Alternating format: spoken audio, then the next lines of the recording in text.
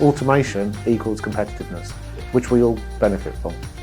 You know you haven't got enough time, then it's not just about investing in infrastructure or kit, you have to invest in people. And that might mean for an 18-month period you have to increase your headcount by 10 people, to release people to go and do these things.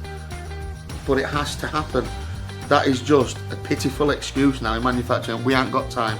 But we make it. So how do we take this conversation back to industry to say this is what needs to change? It's because it improves productivity, it makes the end user better, it makes food cheaper. Because David's one person going around these factories making small changes, but there are hundreds of SMEs in the Automate membership that will be actively trying to sell to other people like David that is struggling. So one of the projects we're doing, which is 100 thermal solutions around the world, checking food production. We've got engineers, they're in their mid-20s, they're going to Australia for 6 weeks to commission.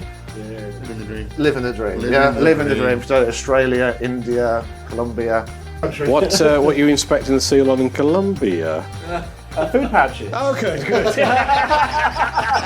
If manufacturing leaves, this country is going to be in dire straits, and we are not providing an environment for our children and our children's children to succeed. What he said.